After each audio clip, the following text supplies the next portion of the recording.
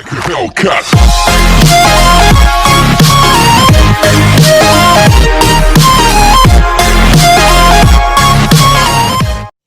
Hello नमस्कार दोस्तों, आप सभी का अपने चैनल ड्यू अकेडमी पर स्वागत है। तो आज से हम इंग्लिश ग्रामर की सीरीज स्टार्ट करने जा रहे हैं। आप ही में से कुछ लोगों की डिमांड थी कि बेसिक से पढ़ाया जाए, इसलिए मैं इसको बेसिक से एडवांस तक आपको पढ़ाऊंगा। तो इंग्लिश ग्रामर का यदि आपको कुछ भी नहीं आता है तब भी आप इस क्लास को समझ पाएंगे। तो चलिए आज की क्लास स्टार्ट करने से पहले मैं आपको बता दूं कि यदि आप हमारे चैनल पर नए हैं तो हमारे चैनल को सब्सक्राइब कर लीजिएगा एंड बेल आइकन को प्रेस कर लीजिएगा, जिससे हमारी क्लासेस के नोटिफिकेशन आपको प्राप्त हो जाएंगे, जिससे आप हमारी एक भी क्लास मिस नहीं कर पाएंगे इस सीरीज की। तो चलिए क्लास स्टार्ट करते हैं। आपको दिख रहा होगा इंग्लिश ग्रामर बेसिक, यानी कि इंग्लिश ग्रामर के बेसिक का ये पहला पार्ट है। यानी कि इंग्लिश अपने आप में क्या है?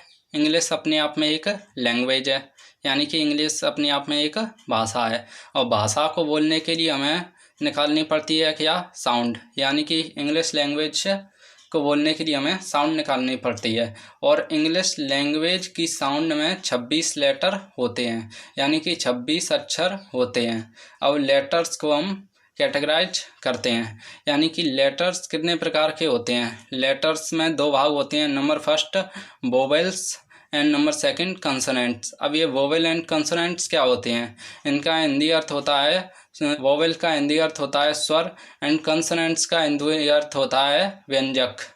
वोवेल्स में आपके आते हैं ए ई आई ओ यू एंड कंसोनेंट्स में आते हैं आपके वी सी डी, यानी कि ए ई आई ओ यू को छोड़कर जितने भी लेटर्स होते हैं वो आपके आते हैं कंसोनेंट्स में। तो हम सीखते हैं कि लेटर्स को जोड़ने पर क्या बनता है। लेटर्स को जोड़ने पर आपका बनता है वर्ड्स। अब ये वर्ड्स की डेफिनेशन क्या होती है? अभी आप में से बहुतों को नहीं पता होगा कि वर्ड्स कहते किसको हैं। आज आप सीख जाएंगे कि वर्ड्स कहते किसको हैं।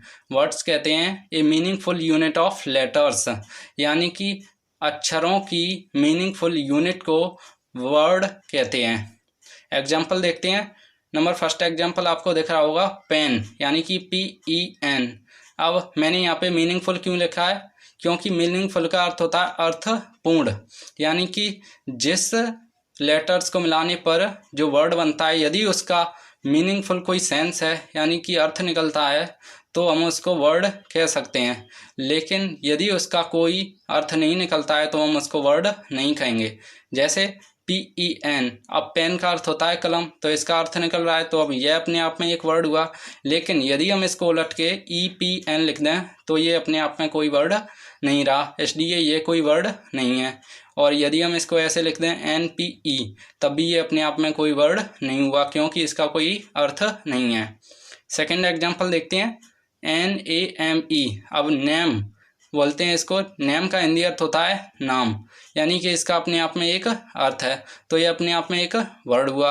लेकिन यदि हम इसको पलट के MANE कर दें तब ये अपने आप में वर्ड नहीं रहा, क्योंकि इसका कोई हिंदी अर्थ नहीं हुआ। और ये क्योंकि अब इसका कोई अर्थ नहीं रहा। और यदि हम इसको ऐसे कर दें तब भी इसका कोई अर्थ नहीं रहा, यानी कि ये भी वर्ड नहीं है। अब हम देखते हैं कि वर्ड्स को मिलाने पर क्या बनता है। वर्ड्स को मिलाने पर बनता है सेंटेंस। अब सेंटेंस की डेफिनेशन क्या होती है? सेंटेंस की डेफिनेशन होती है group of words with complete meaning, यानी कि शब्दों का ऐसा समूह जिसमें पूर्ण भाव हो। यानी कि यदि हम शब्दों को मिलाकर कोई ऐसा वाक्य बनाते हैं जिसका कोई भाव निकले तो हम उसको वाक्य यानी कि सेंटेंस कहेंगे, और जिसका कोई भाव नहीं निकले उसे हम सेंटेंस नहीं कहेंगे। एग्जाम्पल देखते हैं। नंबर फर्स्ट एग्जाम्पल है Ram is a good boy.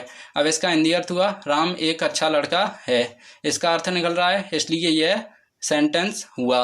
Second example है दिस इज माई पेन, यानी कि यह मेरी कलम है, इसका भी अर्थ निकल रहा है और यह सेंसिबल है, इसलिए यह भी सेंटेंस हुआ।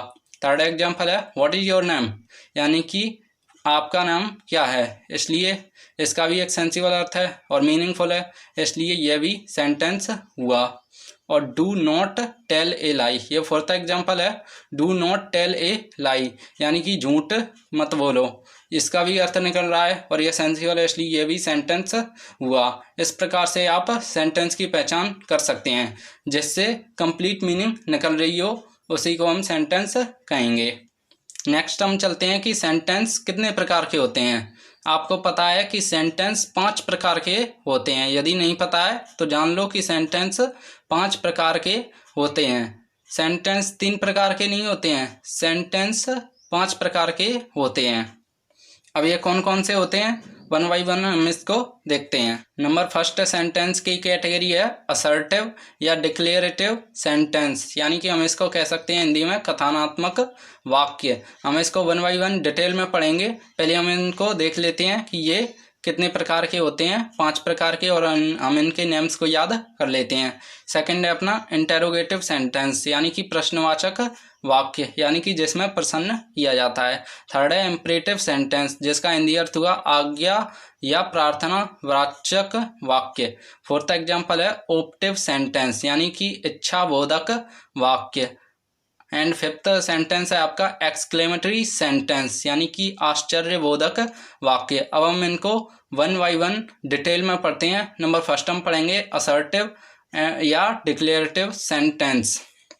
नंबर फर्स्ट हम देखते हैं असर्टिव सेंटेंस, यानी कि असर्टिव सेंटेंस किसे कहते हैं या असर्टिव सेंटेंस होता क्या है, इसकी डेफिनेशन देख लेते हैं।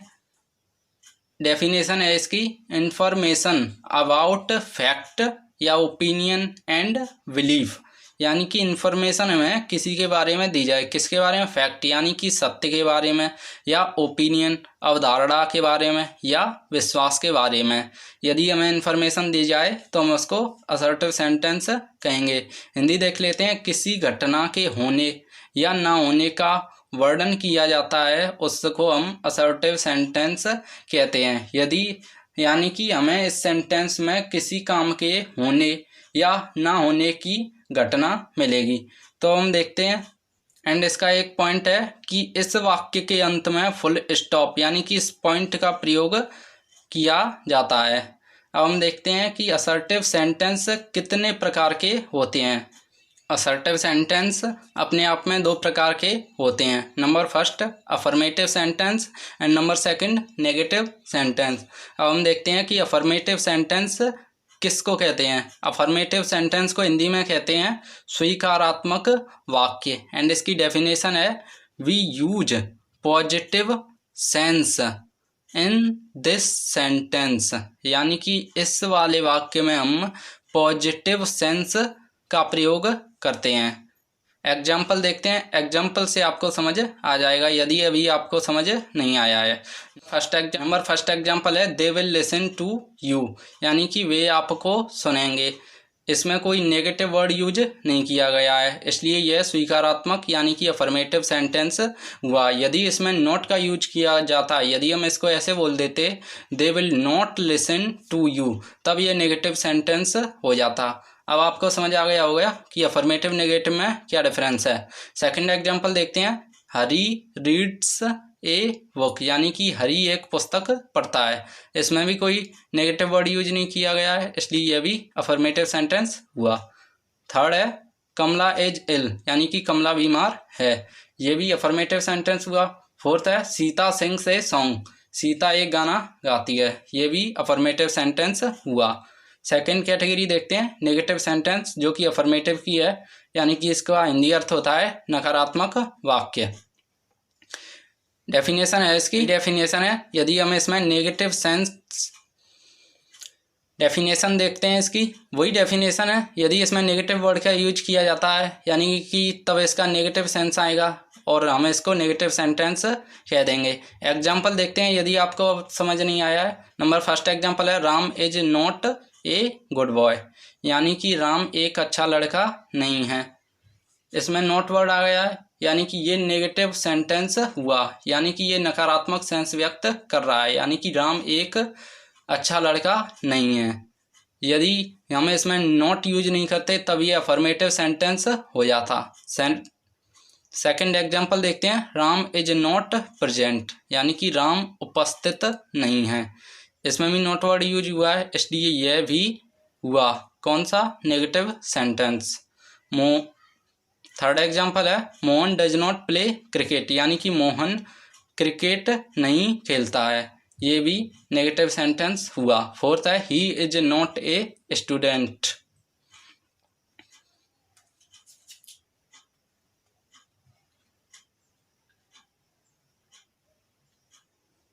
फोर्थ एग्जाम्पल है he is not a student, यानी कि वह एक छात्र नहीं है, यानी कि वो कोई और होगा। इसमें नॉट यूज हुआ है, इसलिए यह भी नकारात्मक वाक्य हुआ, यानी कि नेगेटिव सेंटेंस।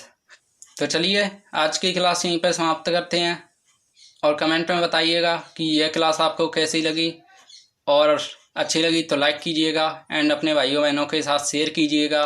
जो इंग्लिश में बिल्कुल बिगिनर्स हैं, ये उनके लिए भी क्लास है, और यदि आप इस क्लास को एंड तक देखेंगे तो आपको इंग्लिश का बेसिक पार्ट समझ आ जाएगा, और आगे भी इसकी हम बेसिक सीरीज पढ़ेंगे, और आगे हम ऐसे ही एडवांस होते जाएंगे। तो चलिए आज की क्लास यहीं पे समाप्त करते हैं, फिर मिलेंगे एक और नेक्स्ट वीडियो में। तब तक के लिए धन्यवाद।